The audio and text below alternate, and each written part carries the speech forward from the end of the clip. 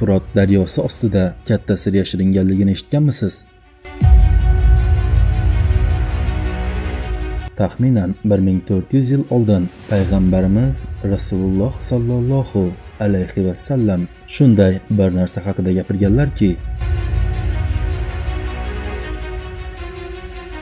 vaqti kelganda daryo ostidagi sir ochiladi va unga egalik qilish maqsadida mamlakatlar bir-biri bilan kurashadi.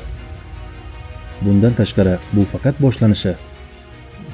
Furot va Dajla daryolarining sirlarini tinglashga tayyor bo'ling, chunki siz qiziqarli ma'lumotlarni eshitasiz.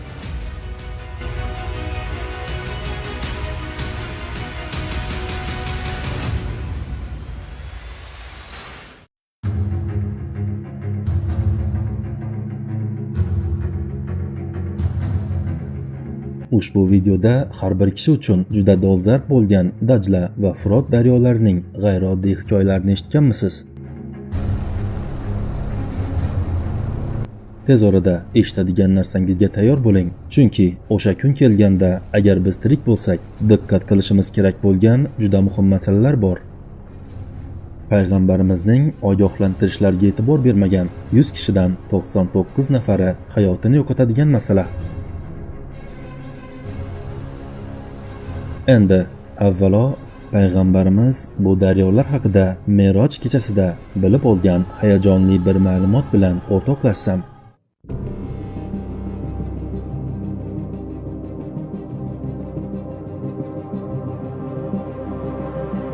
Payg'ambarimiz Jabroil alayhissalom rahnamoligida Sidratul Muntaho nomli qavatga kelganlarida katta bir daraxt va shu daraxtning to'g'ridan to'g'ri tubidan oqib chiqa boshlagan 4 daryoga duch keldilar.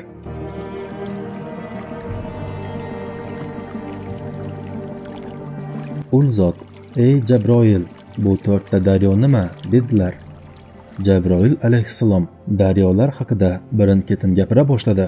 Payg'ambarimiz eshitganlari juda qiziq edi, chunki manbasi jannatdan bo'lgan bu daryolar biz yashayotgan dunyoga oqib kelayotgan edi.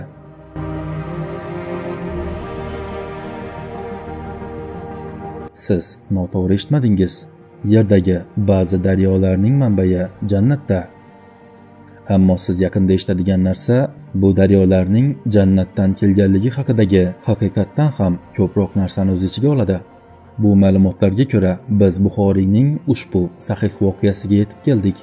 Jabroil alayhissalom tilga olgan jannatdan dunyomizga yetib boruvchi daryolarning boshida Suriya, so'ngra Iroq yerlariga yetib boradigan, so'ngra manbasi 9 ta turk shahridan o'tib Fors ko'rfaziga oqib o'tadigan Furot daryosi, Afrika qit'asidagi Viktoriya ko'lidan boshlab O'rta Yer dengizidan uzunligi 6390 kilometr bo'lgan dunyodagi eng uzun daryo Nil daryosiga keladi.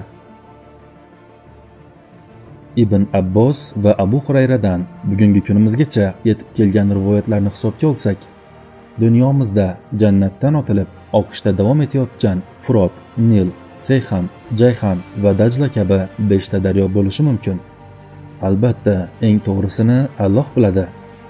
Keling avval Furot daryosi haqidagi hayratlanarli ma'lumotlarga to'xtalsak, so'ngra Dajla daryosi haqida aytadigan juda muhim masalalarni ko'rib chiqamiz.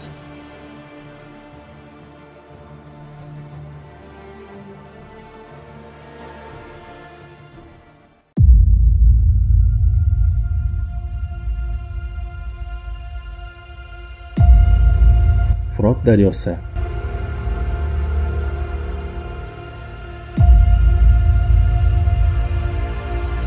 o'zidan o'tgan hududlarga ulkan boylik va go'zallik qo'shayotgan bu daryo uzunligi 2800 kilometr bo'lgan Janubiy G'arbiy Osiyodagi eng uzun daryo unvoniga ega. Manbasi Turkiyada bo'lgan bu ulkan daryo ostida payg'ambarimiz aytganlariga ko'ra buyuk bir sir bor. Bundan tashqari, bu sir mamlakatlarni bir-biriga qarama-qarshi qo'yadigan, misli ko'rilmagan sarosimaga sabab bo'ladigan sirdir. Vaqti kelganda Furot suvlari quriydi va o'rtada bir tog' paydo bo'ladi, ya'ni oltin tog'.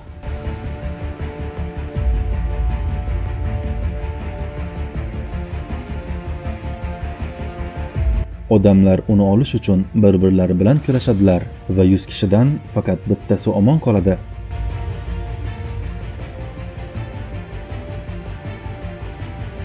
Bu xazina oshkor bo'lganda, u yerda kim bo'lsa, undan olishga urinmasin. Firot daryosining oltin tog' ustidan ochilishi yaqin. O'sha vaqt kelmaguncha qiyomat kelmas. Bu hadisni payg'ambarimiz shariflaridan tushunganimizdek, Firot daryosida sodir bo'ladigan bu qiziqarli voqea qiyomatning xabarchisi sifatida oldimizda turibdi.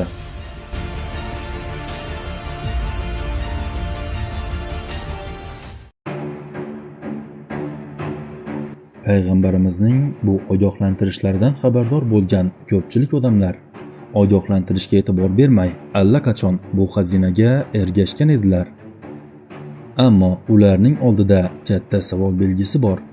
Payg'ambarimiz zikr qilgan ushbu buyuk xazina bu 2800 kilometr uzunlikdagi ulkan daryoning qayerda bo'lishi mumkin?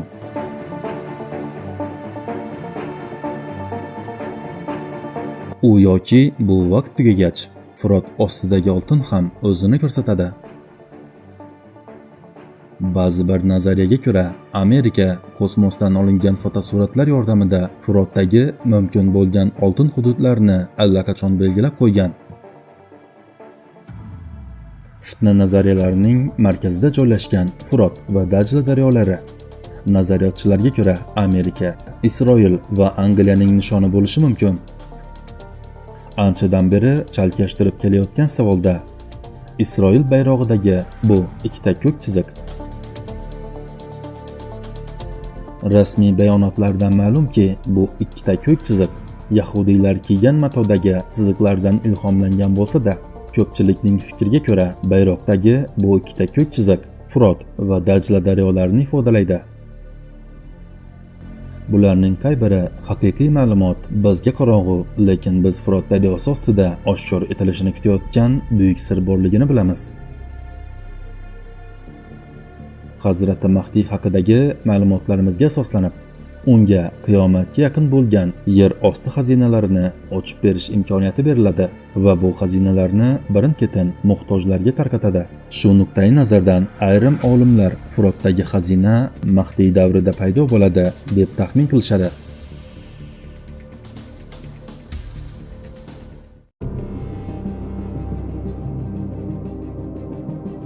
Payg'ambarimizning ushbu oltindan-da qimmat hadislarini turli ma'nolarda tushuntirishga harakat qilayotgan ulamolar borligini ma'lum qilgan holda Dajla daryosiga o'tishimiz foydali bo'ladi.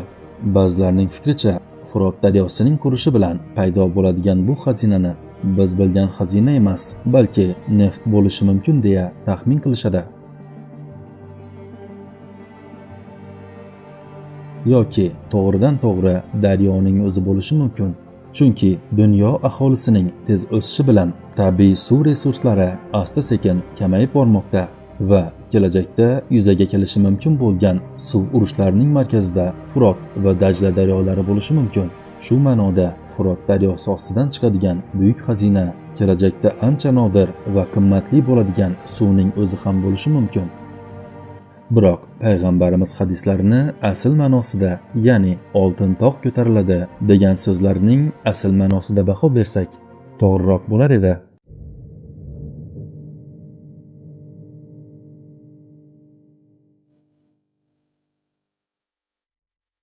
Xo'sh, Dajla daryosining siri haqida nima deyish mumkin?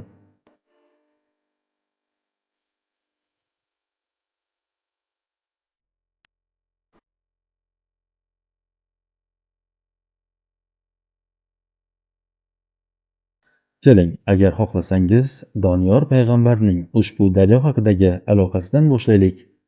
Muso alayhissalom asosi bilan dengizni ikkiga bo'lgan voqeani eslaysizmi?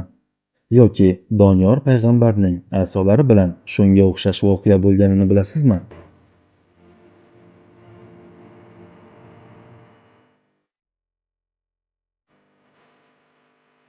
Rivoyatlarga ko'ra, vahiy olgan Doniyor payg'ambarga shunday deyilgan: tayoqchangiz yordamida kichik o'qimning og'ziga chiziq torting. So'ngra chizib joylashgan joydan Basra ko'rfaziga qarab yurishni boshlang. Dajla sizga ergashadi. Men sizga keyingi videolarimning birida sirli hayot hikoyasini aytib beradiganim Doniyor payg'ambar u tayoqchasi bilan kichik soy bo'lgan joydan yura boshladi. Uning yo'li uzoq edi. U yurganida tayoqchasi bilan chizgan yo'l bo'ylab daryo paydo bo'ldi.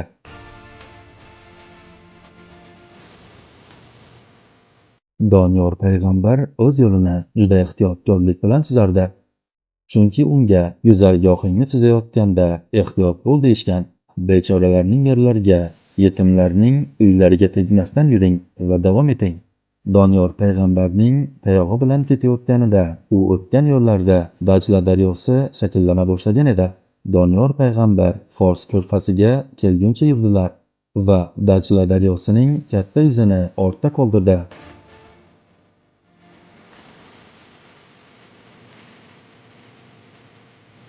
Boshqacha aytganda, atrofida sivilizatsiyalar qaror topgan 1900 kilometr uzunlikdagi Dajla daryosi shunchaki daryo emas, balki payg'ambarning izi hamdir.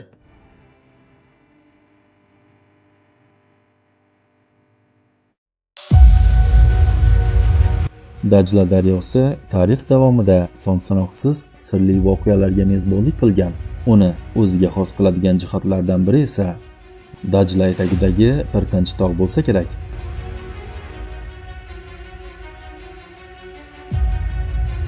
Yodingizdami? 40 raqami haqidagi sirli video. Mana 40lar tog'i 40 raqamining iziga tushganlarning maskani.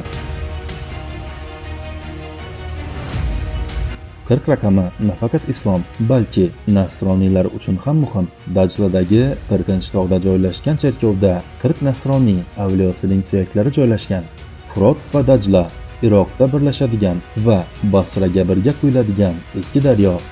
Ular kashf etilishini kutayotgan yana ko'plab sirlarni ochib berishi kutilmoqda. Kim biladi deysiz? Balki jannatdan to'kilayotgan suvlarda bizga bermoqchi bo'lgan boshqa xabarlar ham bordir. Hozircha ma'lumotlarimiz shular. Keyingi videolarda ko'rishguncha